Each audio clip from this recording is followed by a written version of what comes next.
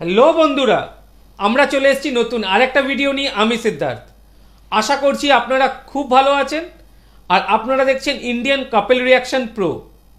আর আজকে যে ভিডিওটা দেখব, ভিডিওটা মিজানুর রহমান আজারি সাহেবের একটি ভিডিও। উনি রিসেন্টলি আমেরিকায় যে মুসলিম উম্মা কনফারেন্স হলো সেখানকারই তার এক বক্তব্য, এবং টপিকটা প্রচণ্ড সুন্দর। কুরআন যেভাবে মানব জাতিকে সঠিক পথ দেখায়, তো ওনার যে কোনো বক্তব্যই প্রচণ্ড সুন্দর এবং প্রচণ্ড ইনফরমেটিভ এবং প্রচণ্ড ইনফরমেশন পাওয়া যায় সেখান থেকে, এবং ইন্টারেস্টিংও হয়। তো একদম সময় নষ্ট না করে আমরা সোজা চলে যাব ভিডিওতে। আর বন্ধুরা, অরিজিনাল ক্রিয়েটারের লিঙ্ক পেয়ে যাবেন ডেসক্রিপশন বক্সে। অরিজিনাল ক্রিয়েটারকে নিশ্চয়ই সাবস্ক্রাইব করবেন। আমাদের চ্যানেলটা যদি সাবস্ক্রাইব না করেন তাহলে প্লিজ প্লিজ প্লিজ সাবস্ক্রাইব করুন আর অনেক অনেক করে শেয়ার করুন। ভিডিওটা যদি আপনাদের ভালো লেগে থাকে একটা লাইক তো নিশ্চয়ই করবেন। ভালো লাগুক খারাপ লাগুক, যে কোনো মতামত কমেন্ট বক্সে নিশ্চয়ই জানাবেন। তো আর একদম সময় নষ্ট না করে আমরা সোজা চলে যাব ভিডিওতে। Audio Jungle.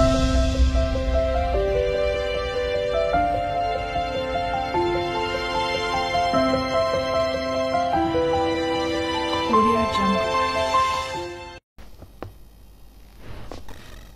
السلام عليكم ورحمة الله تعالى وبركاته.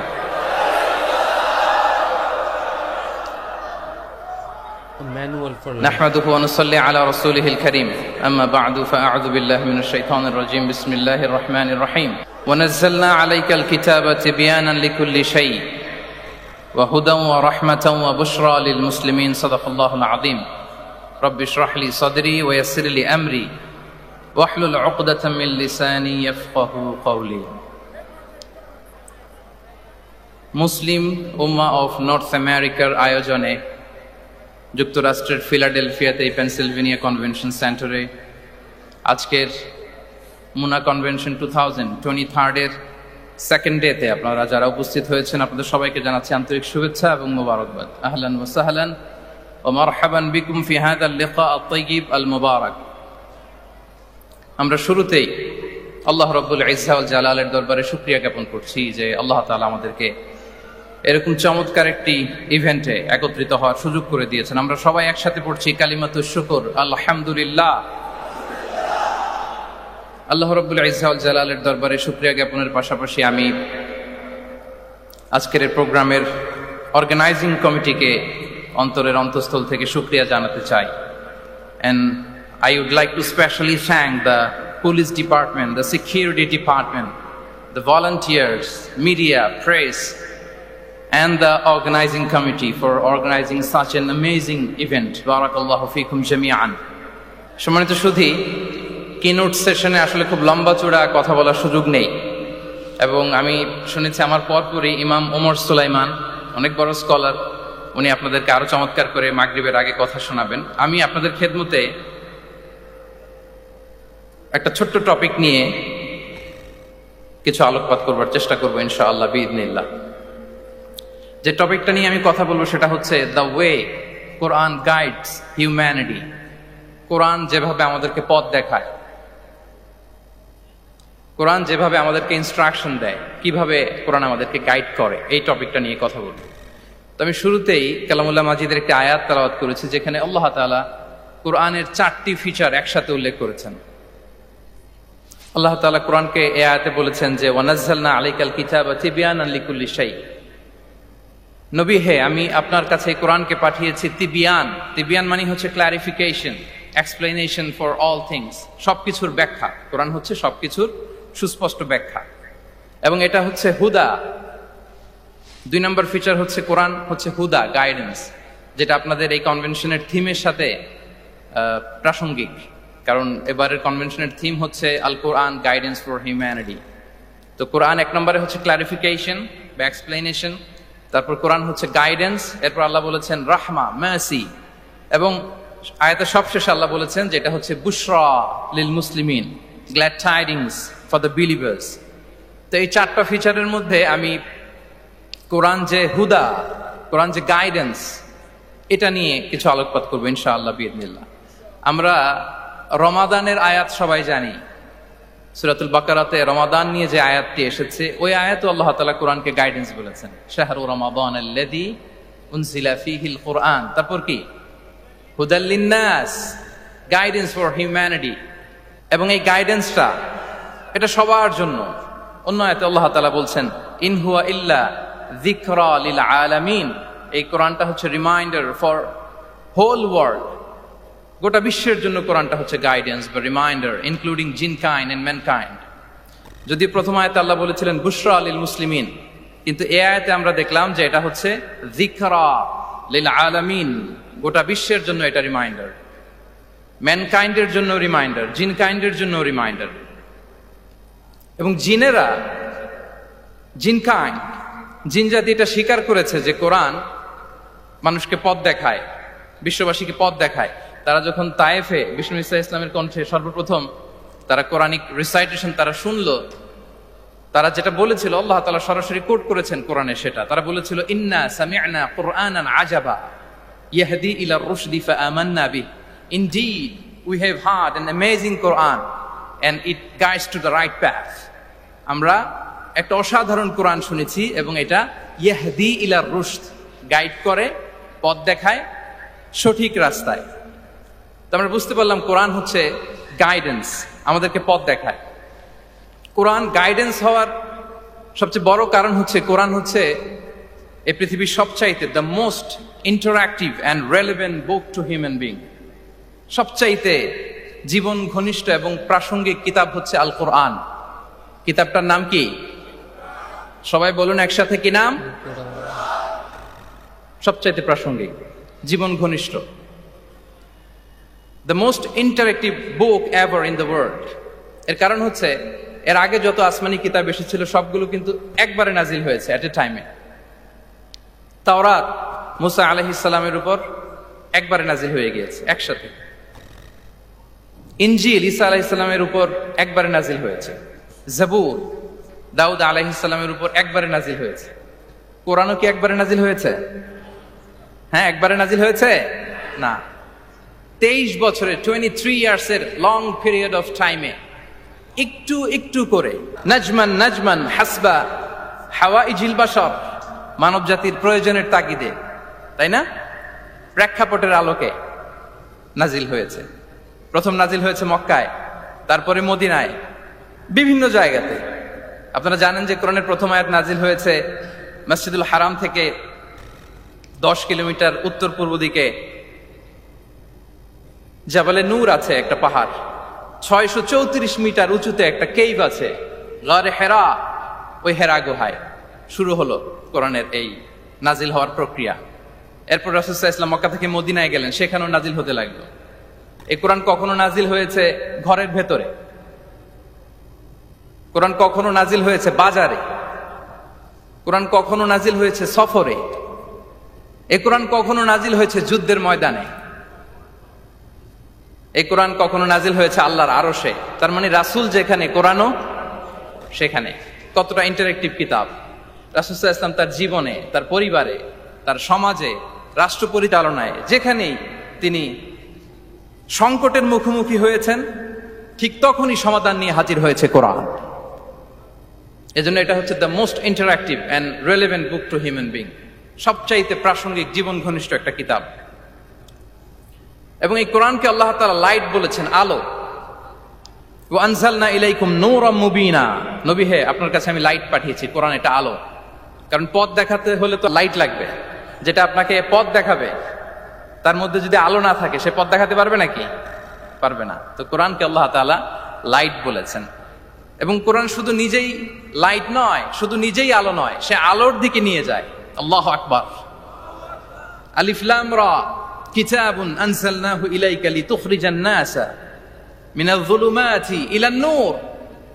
I've revealed this book unto you, O Muhammad, in order to lead the mankind out of darknesses into the light। অনেকগুলো অন্ধকার থেকে একটি আলোর দিকে, মহাসত্যের দিকে নিয়ে যাওয়ার জন্য আমি কোরআন পাঠিয়েছি। সুবহানাল্লাহি বিহামদি।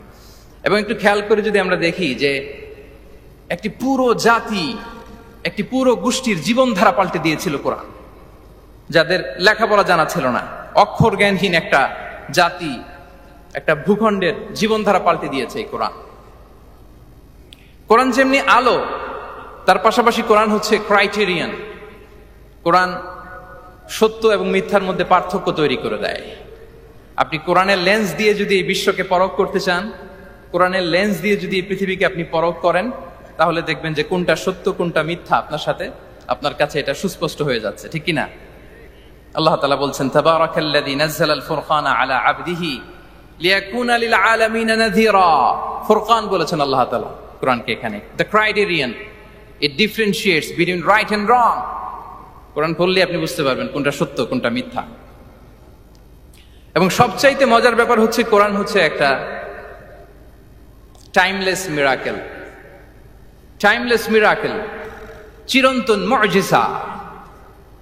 এটার কোনো লয় নাই, ক্ষয় নাই। আল্লাহ তাআলার যেমনি লয় নাই, ক্ষয় নাই, কোরআনেরও লয় নাই, ক্ষয় নাই।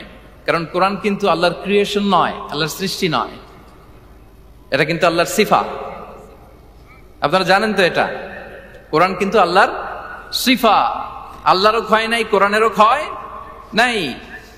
এবং অন্যান্য নবীদেরকে যে কিতাব দেয়া হয়েছে সেটা তাদের হেদায়েতের জন্য, আর সেই কিতাবকে তারা পরিবর্তন করে ফেলেছে। সেই কিতাবগুলোর আদি এবং আসল রূপ কিন্তু অবশিষ্ট নেই। কিন্তু কোরআন শুধু হেদায়েতই নয়, গাইডেন্সই নয়। কোরআন যেমনি হেদায়েত, পাশাপাশি কোরআন হচ্ছে মুজিজা। কোরআনের আছে সংখ্যাতাত্ত্বিক মুজিজা, ভাষা শৈলীর মুজিজা, সায়েন্টিফিক মিরাকেল, মহাবিশ্বের মহাবিশ্বয় মহাগ্রন্থ আল কুরআন আল কারীম অপরিবর্তনীয়। Up until the day of judgement, কিয়ামত পর্যন্ত এটা অপরিবর্তনীয় থাকবে। এই মুজিজা কিয়ামত পর্যন্ত থাকবে। পৃথিবীতে যত নবীকে আল্লাহ তাআলা মুজিজা দিয়েছেন, নবীদেরও বিদায় হয়েছে, মুজিজারও বিদায় হয়েছে। নবীরা চলে গিয়েছেন, সাথে সাথে মুজিজাও চলে গিয়েছে। আল্লাহ নবী দাউদ আলাইহিস সালামকে আল্লাহ মুজিজা দিয়েছিলেন। তিনি লোহা ধরলে লোহা গলে নরম হয়ে যেত, উনি এটা দিয়ে আর্মর বানাতেন, যুদ্ধাস্ত্র বানাতেন। ওয়া আলান্না লাহুল হাদিদ। কিন্তু দাউদ আলাইহিস সালামের ইন্তেকালের পরে কেউ আর এটা রিপিটেশন করে দেখাতে পারেনি, এমনটা হয়নি আর তার উম্মতের মধ্যে। আল্লাহ নবী মূসা আলাইহিস সালামকে আল্লাহ তাআলা মুজিজা দিয়েছিলেন। তিনি লাঠি জমিনে রাখলে সেটা সাপ হয়ে যেত। ফাআলকাহা ফাইদা হিয়া হাইয়াতুন তাসআ, মুভিং স্নেক হয়ে যেত। কিন্তু মূসা আলাইহিস সালামের ইন্তেকালের পরে কেউ আর ওই লাঠি দিয়ে মুভিং স্নেক বানাতে পারে নি। বনি ইসরাইলের কাছে কিন্তু ওই লাঠিটা ছিল, আপনারা জানেন। বনি ইসরাইলের কাছে একটা তাবুত ছিল, উডেন বক্স। ওটার মধ্যে বাকিয়াতুম মিম্মা তারাকা আলু মূসা ওয়া আলু হারুন, মূসা আলাইহিস সালামের ব্যবহৃত পাগড়ি, জুব্বা, আর ওই লাঠি, হারুন আলাইহিস সালামের পাগড়ি, জুব্বা, এগুলো ছিল।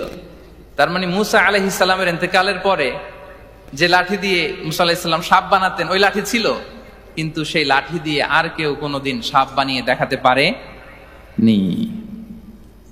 আল্লাহ নবী ঈসা আলাইহিস সালামকে আল্লাহ তাআলা আরো মাইন্ড ব্লোয়িং মুজিজা দিয়েছিলেন। ওয়া উবরিউল আকমাহা ওয়াল আবরাসা ওয়া উহিল মাউতা বিইذনিল্লাহ। শ্বেত রোগী, ধবল রোগীর গায়ে হাত বুলিয়ে দিলে রোগ ভালো হয়ে যেত। অন্ধ ব্যক্তির চোখে টাচ করে দিলে সে দৃষ্টিশক্তি ফিরে পেত। মৃত ব্যক্তিকে আল্লাহ নবী ঈসা আলাইহিস সালাম কুম বিইذনিল্লাহ বলার সাথে সাথে মৃত ব্যক্তি জীবিত হয়ে যেত। কিন্তু এই নবী আলাইহিস সালামদের বিদায় যখন ঘটেছে, সাথে সাথে তাদের মুজিজারও বিদায় হয়েছে। কিন্তু বিশ্বনবী সাল্লাল্লাহু আলাইহি ওয়াসাল্লামের উপর নাজিল হওয়া এই মহাবিশ্বের মহাবিশ্বয় মহাগ্রন্থ আল কুরআন, আল্লাহ নবী ইন্তেকাল করেছেন, তিনি আমাদের থেকে বিদায় নিয়েছেন। কিন্তু কোরআন কি বিদায় নিয়েছে? আওয়াজ করে সবাই বলতে হবে, কোরআন কি বিদায় নিয়েছে? কিয়ামত পর্যন্ত থাকবে। বিষ্ণু ঈসা ইসলাম একটা আয়াত যেভাবে পড়তেন আমরা ঠিক হুবহু ওইভাবে পড়ি। বিষ্ণু ঈসা ইসলাম একটা শব্দ ১৫০০ বছর আগে যেভাবে উচ্চারণ করতেন আমরা ঠিক ওইভাবে করি। এখানে অনেক কারীরা সুন্দর কণ্ঠে কোরআন তেলাওয়াত করেছে না? বিষ্ণু ঈসা ইসলাম যেমনটা করেছেন তারাও ঠিক তেমনটা করেছে। বিষ্ণুনবী যে অক্ষরের উপর জবর দিয়ে পড়েছেন আমরা জবর দিয়ে পড়ি, জেড দিয়ে পড়েছেন জেড দিয়ে পড়ি। কিয়ামত পর্যন্ত অবিকৃত অবস্থায় কোরআনটা থাকবে। তাই কোরআনটা হচ্ছে টাইমলেস মিরাকেল, চিরন্তন মুজিজা। নাও দ্য কোশ্চেন অ্যারাইজেস, কেন আমাদের এই কোরআন দরকার? একটু ফিলোসফিক্যাল কথাবার্তা বলি যে এই রেভেলেশনের দরকার কি, কেন আমাদের লাগবে এই কোরআন? কোরআন ছাড়া কি পৃথিবীর সব সমস্যার সমাধান হাজির করা সম্ভব না? এই পৃথিবীর সায়েন্টিস্টরা, ফিলোসোফাররা, জ্ঞানী ব্যক্তিরা অনেক সমস্যার সমাধান করেছে, কিন্তু সব সমস্যার সমাধান হাজির করতে পারে নি। এজন্য আল্লাহ তাআলা যুগে যুগে নবীদের মাধ্যমে আসমানি কিতাব পাঠিয়েছেন, গাইডেন্স পাঠিয়েছেন, রেভেলেশন পাঠিয়েছেন। এবং আল্লাহ তাআলার পাঠানো যত রেভেলেশন, গাইডেন্স এই পৃথিবীতে এসেছে, সেগুলো সবচেয়ে লেটেস্ট ভার্সন হচ্ছে কোরআন। সবচেয়ে লেটেস্ট ভার্সন হচ্ছে কোরআন। আচ্ছা, আমরা যদি একটু খুঁজে দেখি যে কোরআন ছাড়া আমরা কি বুঝতে পারতাম না, আমরা যদি একটু প্রশ্ন করি, কোরআন ছাড়া যেটা আমরা বুঝতে পারতাম না সেটা হচ্ছে ওয়াননেস অফ গড, স্রষ্টা যে একজন, এটা আমরা বুঝতে পারতাম না, ক্লিয়ারলি বুঝতে পারতাম না। কেউ হয়তো ভাবতাম দুইজন, তিনজন। আর যারা বুঝতে পারতো যে না, এই মহাবিশ্বের একজন নিয়ন্ত্রক থাকতে হবে, একজন কন্ট্রোলার থাকতে হবে, তারাও ওই গডের ফিচার কি, পরিচয় কি, ইন ডিটেইল তারা বুঝতে পারতো না। দেখেন, এত রেভেলেশন, এত আসমানি কিতাব আসার পরও এখনো অনেক মানুষ সূর্যের পূজা করে, চন্দ্রের পূজা করে, আগুনের পূজা করে না? কথা বলেন, করে না? করে। সূর্যকে পূজা করার অনেক রিজন ছিল। আমি ভেবে দেখেছি যে সূর্যকে মানুষ কেন পূজা করতে, এর কারণ বাহ্যিক দৃষ্টিতে সূর্যই সবচেয়ে শক্তিশালী। সূর্যের চেয়ে শক্তিশালী কিছু আর পৃথিবীতে দেখা যায় না। আর সূর্যের আলো ছাড়া পৃথিবীতে কেউ বাঁচেও না। মানুষের যে হার্ট অ্যাটাক করে, স্ট্রোক করে, বা আমাদের মুরব্বীদের অনেকের যে পায়ে ব্যথা, কোমরে ব্যথা, এটা কিন্তু রাতে বেশি হয়, জানেন? রাতের সাথে রোগের একটা সম্পর্ক আছে। এর কারণ রাতের বেলায় সূর্যের আলো নাই, ফলে মানুষ অসুস্থ হয় বেশি। এই কারণে প্রাচীন কাল থেকে মানুষ সূর্যের পূজা করত। আল্লাহ নবী ইব্রাহিম আলাইহিস সালাম, উনিও প্রথমে ভেবেছিলেন তারাই কি আমার রব, চাঁদই কি আমার রব, সূর্যই কি আমার রব। ভাবতে ভাবতে তিনি মহাসত্যের সন্ধান পেয়েছেন। তো এটা আমরা উদ্ধার করতে পারতাম না যে আসলে আমাদের স্রষ্টা কে। আর আমাদের মধ্যে যারা চিন্তাশীল, তারা হয়তো আমরা ভেবে একটা কুল কিনারা করতে পারতাম যে না, একজন স্রষ্টা থাকতেই হয়, না থাকলে কেমন করে হয়, কেউ না কেউ আছেন। কিন্তু তিনি যে ক্ষমাশীল, অনেক পাপ করে ক্ষমা চাইলে যে তিনি ক্ষমা করে দেয়, এটা আমাদের জানা থাকতো না, ঠিক কিনা? তিনি যে মহাজ্ঞানী, মনে মনেও যেটা ভাবি এটা উনি ধরে ফেলেন, এটা আমরা বুঝতাম না। 99টা সুন্দর সুন্দর নাম দিয়ে আল্লাহ তাআলা তার পরিচয় দিয়েছেন, এত ডিটেইল, এত নিখুঁত, এত জোরালো ভাবে। ওয়াননেস অফ গড এর যে কনসেপ্ট, এটা রেভেলেশন না আসলে, কোরআনিক গাইডেন্স না আসলে আমরা বুঝতে পারতাম না। আর আমরা কি বুঝতে পারতাম না?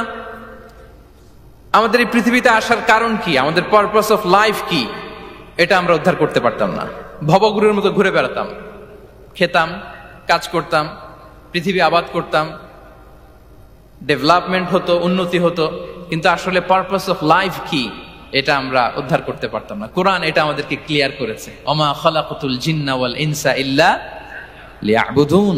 আমাদের পারপাস অফ লাইফ হচ্ছে slavery. We all are the slave of Allah. দাসত্বের জন্য আমরা তৈরি হয়েছি। আর most interestingly, life after death, এটার ব্যাপারে আমাদের ক্লিয়ার কাট কোনো ধারণা থাকতো না। এই যে আমরা এখন বাই সিকোয়েন্স জানি যে আমরা মারা যাব, এরপরে কবরের আযাব, এরপরে আল্লাহর সুপ্রিম কোর্টের কাঠ গড়ায় আমাদেরকে দাঁড়াতে হবে, এরপরে হয় জান্নাত নয় জাহান্নাম, এবং সেটা আজীবন, চিরকালের জন্য। In detail life after death সম্পর্কে আমাদের নিজেরা চিন্তা, গবেষণা, রিসার্চ করে কি এটা জানা সম্ভব ছিল? বলেন, কথা বলেন, কথা বলেন। জানা সম্ভব ছিল না। কোরআন মৃত্যুর পরের জীবনকে নিশ্চিত করেছে। এবং এই যে লাইফ আফটার ডেথ, মৃত্যুর পরের জীবন আসলে আমাদেরকে হোপফুল করে, আশাবাদী করে। কারণ আমরা বিশ্বাস করি আমাদের হারানোর কিছু নাই। আমরা যদি কাউকে হারাই, সাময়িক কষ্ট পাই, কিন্তু আমরা জানি আমাদের আবার দেখা হবে। এই যে আমরা কিছুদিন আগে আমাদের প্রিয় আল্লামাকে হারিয়েছি, ঠিক কিনা? কিন্তু আমরা এই ভেবে বুকে আশা বেঁধে রাখি যে আমরা এই দুনিয়াতে তাকে মিস করেছি, কিয়ামতের ময়দানে আল্লাহর জান্নাতে এই কোরআনের বুলবুলির কণ্ঠে আমরা আবার কোরআন শুনতে পাবো। সাময়িক বিচ্ছেদের কিছু তো নাই। আমার আব্বাকে হারিয়েছি, আম্মাকে হারিয়েছি, বন্ধুকে হারিয়েছি, টিচারকে হারিয়েছি, আমি পাবো, তাদেরকে পাবো, হারাচ্ছি না। এই বিচ্ছেদ সাময়িক। এবং আখিরাত আসলে থাকতেই হবে। অন্যান্য অনেক ধর্ম আখিরাতের ব্যাপারে বলে, কিন্তু ইসলামের মতো এত ইন ডিটেইল, নিখুঁত ভাবে বলতে পারেনি। পুনর্জন্মবাদের কথা আপনারা শুনেছেন, ভালো করলে ভালো হয়ে আবার আরেক জন্মে আসবো, খারাপ করলে কুকুর হয়ে জন্মাবো। হ্যাঁ, বিড়াল হয়ে জন্মাবো, এরকম কথা অনেক ধর্ম বলে। কিন্তু ইসলাম এত সুন্দরভাবে দ্য কনসেপ্ট অফ আখিরা আমাদের সামনে হাজির করেছে, আল্লাহু আকবার। এটা হিউম্যান ব্রেইন দিয়ে ওই ব্যাপারে আমাদের কোনো কিছুই জানার সুযোগ ছিল যদি আল্লাহ তাআলা কোরআনিক গাইডেন্স না পাঠাতেন। এবং আখিরাত আসলে থাকতেই হবে। ইফ দেয়ার ইজ নো আখিরা then this worldly life would be a joke. আখিরা না থাকলে তো এটা একটা joke, it's a fun, it's a rubbish thing. আখিরা থাকতেই হবে, কারণ অনেক কিছু পৃথিবীতে সেটেল হয়নি, সেটেল হয় না। আপনাকে মেরেছে, কাউকে হত্যা করেছে, কাউকে গুম করেছে, পৃথিবীর কেউ জানে নাই, তো এটা সেটেলমেন্ট হওয়া লাগবে না? কথা বলেন না কেন? There are plenty of issues are abandoned, unsettled. অনেক ইস্যু আছে, সেটেল হয় নাই, এগুলো সেটেল হবে। কড়াই গন্ডায় হিসেব চাওয়া হবে, যত ঋণ সেদিন আদায় করা হবে। চিল্লায় বলেন ঠিক কিনা? এজন্য আখিরাত লাগবে। এবং আখিরাত যদি না থাকে, এই পৃথিবীতে আমরা কোনো বিচার কার্যক্রম পরিচালনা করলেও ওইটা ইনসাফপূর্ণ হওয়া সম্ভব না। কোনো বিচার ইনসাফপূর্ণ হতে পারে না যদি আখিরাত না থাকে। ফর এন এক্সাম্পল, খেয়াল করে উত্তর দিবেন। একজন মানুষ 10 জনকে হত্যা করলো। কয়জনকে? সবাই বলুন কয়জনকে? এখন তার বিচার করা হচ্ছে, বিচারের রায় আসলো ডেথ পেনাল্টি, মৃত্যুদণ্ড। কিন্তু তাকে কয়টা মৃত্যুর স্বাদ দেওয়া যাবে বলেন? হ্যাঁ, কয়টা? একটা। উনি মারছিল কয়টা? তো হয়েছে এটা, ও 10 জনের মারছে, 10টা প্রাণ হত্যার কষ্ট 10 জনকে দিল, কিন্তু ডেথ পেনাল্টিতে ওকে দেয়া গেল কয়টা কষ্ট? আখিরাত লাগবে না? কথা বলেন না কেন লাগবে না? ওই দিন সব হিসাব হবে, ঠিক কিনা? প্রিয় ভাইরা, কোরআন আমাদেরকে এই গাইডেন্স দিয়েছে, আমাদের জানিয়েছে যে there is a life after death. আসল জীবন ওইটা যেটা মৃত্যুর পরে হয়। ওই জীবনের পরে আর কোনো মৃত্যু নাই, এজন্য সেটাই আসল জীবন। আমি অনেক মুসলিমের সাথে কথা বলেছি, অথবা আগে প্র্যাকটিসিং ছিল না এরকম অনেকের সাথে কথা বলেছি। তারা যখন কোরআন পড়ে তারা বলে যে এটা আবার কেমন বই, এটার স্টাইলটা একটু অন্যরকম, কোনো বইয়ের সাথে মিলে না। কেমন? তো তারা বলে যে হঠাৎ এটা আল্লাহর প্রশংসা শোনায়, এরপরে হঠাৎ করে আখিরাতের কথা বলে, আবার হিস্ট্রি বলে, আবার বলে এটা করো না, আবার ধমক দেয়। এটা আবার কেমন বই? As if it has the authoritarian পাওয়ার। এটার কেমন যেন একটা পাওয়ার আছে, এটা ধমক দিতে পারে। সুবহানাল্লাহ পড়বেন না? মাঝে মাঝে কিন্তু এই ঝাঁকুনির দরকার হয়, ধমক দিতে হয়। এই যে আপনি এবারের হজে একজন ক্রিশ্চিয়ান ক্ল্যারিক সাউথ আফ্রিকার ইব্রাহিম রিচমন্ডের নাম শুনেছেন না?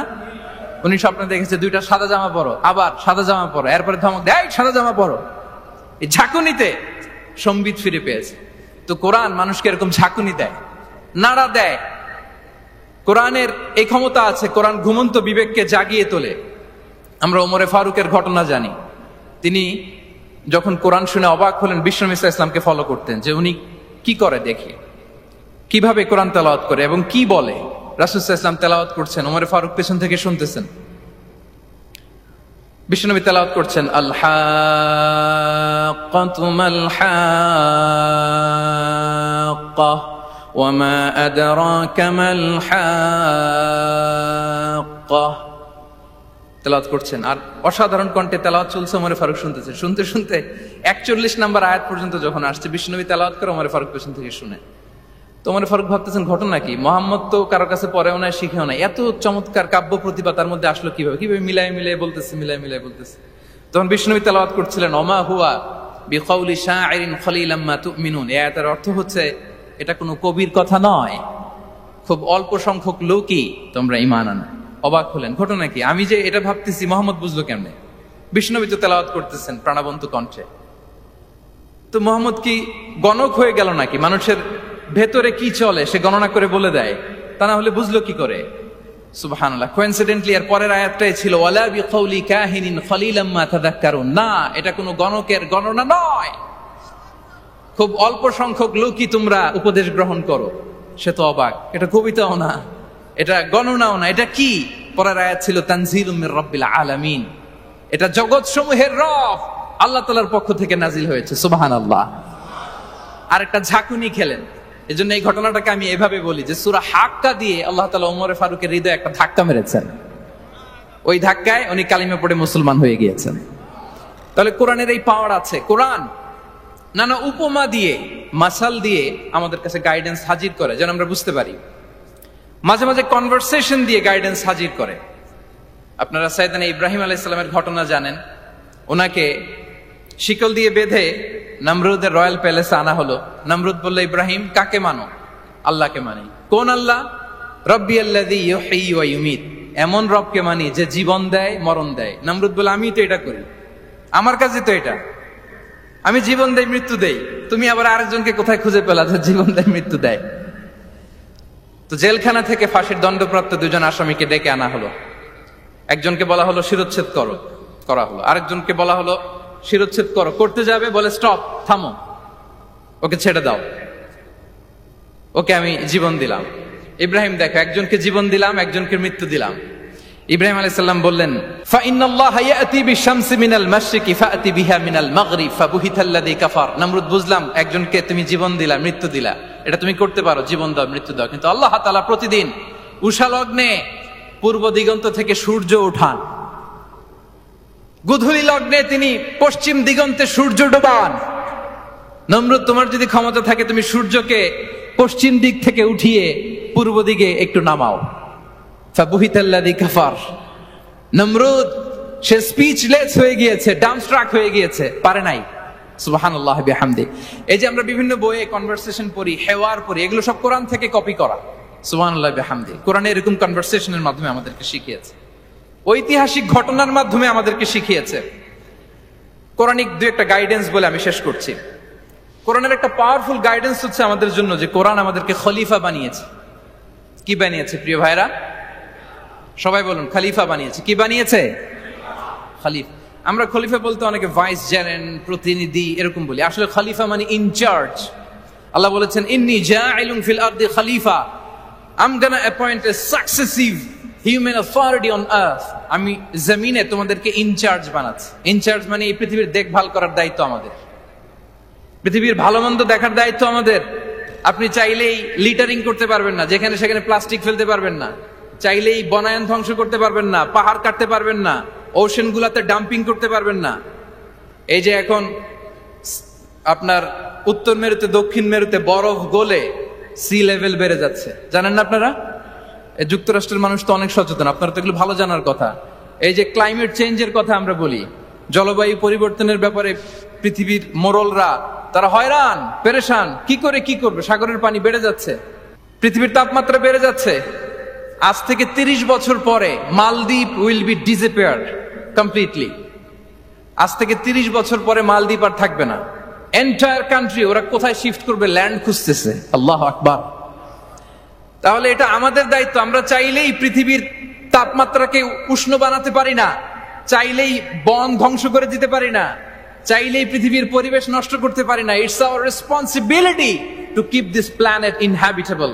এই পৃথিবীকে আমাদের বাসযোগ্য করে রাখতে হবে। এটা হচ্ছে খলিফা, কোরআনিক গাইডেন্স। আল্লাহু আকবার। কোরআন আমাদেরকে knowledge, research, innovation, scientific and technological অ্যাডভান্সমেন্টের ব্যাপারে উৎসাহিত করে। ইকরা বিসমি রাব্বিকাল্লাযী খালাক, read in the name of your lord who has created. পড়ো তোমার প্রভুর নামে যিনি শিখিয়েছেন। পড়ো বলতে শুধু ওই পড়া না, আপনি গবেষণা করবেন, আপনি ইনোভেশন করবেন।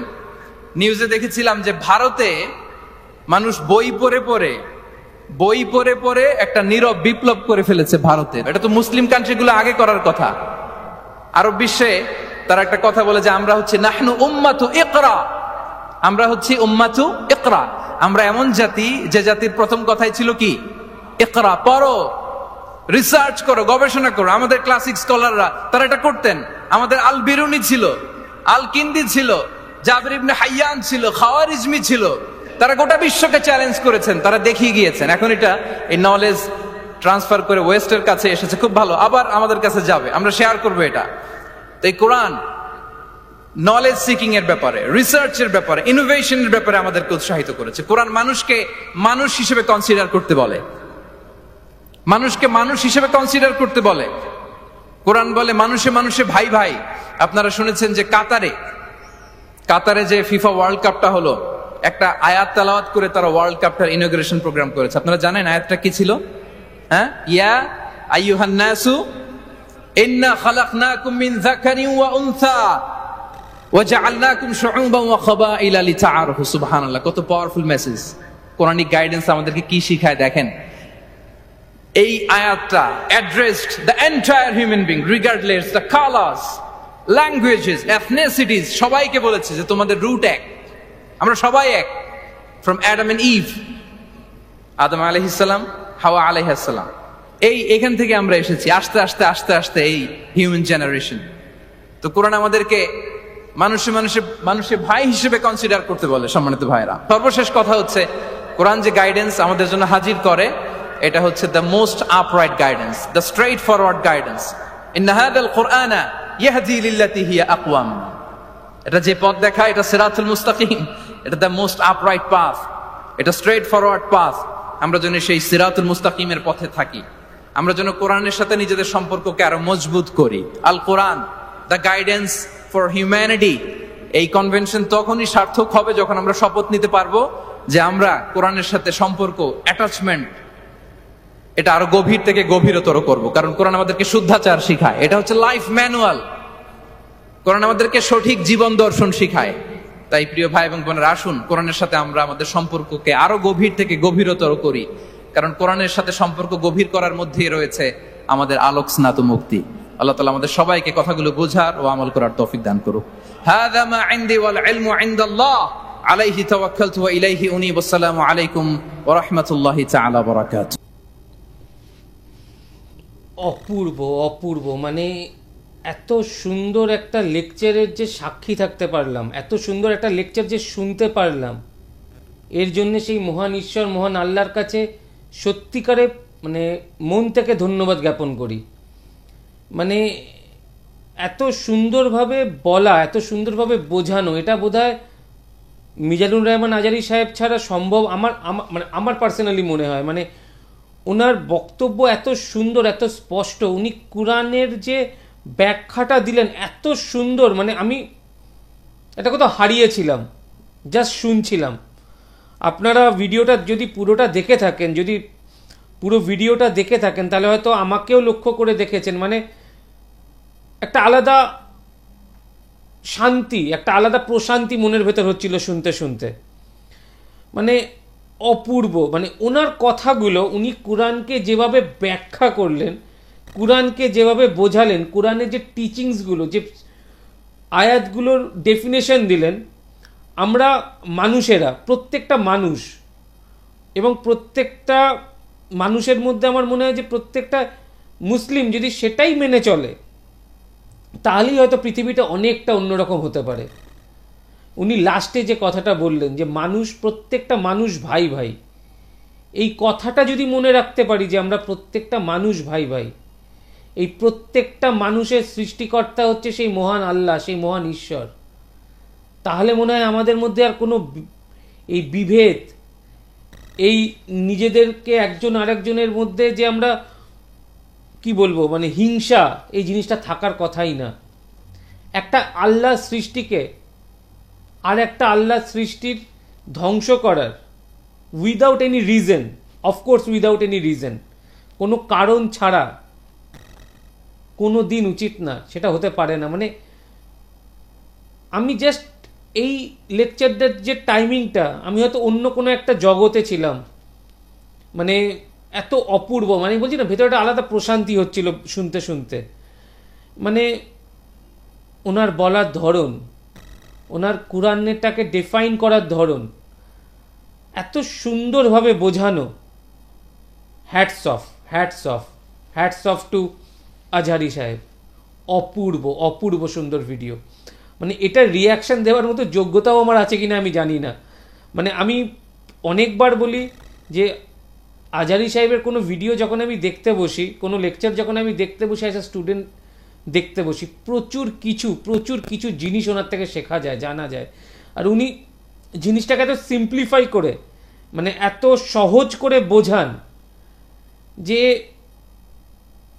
অমাইক, মানে অপূর্ব। এখানে মানে আমি সত্যিকারে বিশ্লেষণ হারিয়ে ফেলছি। মানে অপূর্ব সুন্দর একটা ভিডিওর, অপূর্ব সুন্দর একটা লেকচারের সাক্ষী থাকলাম। এটার জন্যই আমি মহান ঈশ্বরের কাছে ধন্যবাদ জ্ঞাপন করি। অপূর্ব সুন্দর ভিডিওটা যদি আপনাদের ভালো লেগে থাকে, একটা লাইক তো নিশ্চয়ই করবেন, ভালো লাগুক খারাপ লাগুক যে কোনো মতামত কমেন্ট বক্সে নিশ্চয়ই জানাবেন। আর আমাদের চ্যানেলটা যদি সাবস্ক্রাইব না করে থাকেন প্লিজ প্লিজ প্লিজ সাবস্ক্রাইব করুন আর অনেক অনেক করে শেয়ার করুন। Thank you.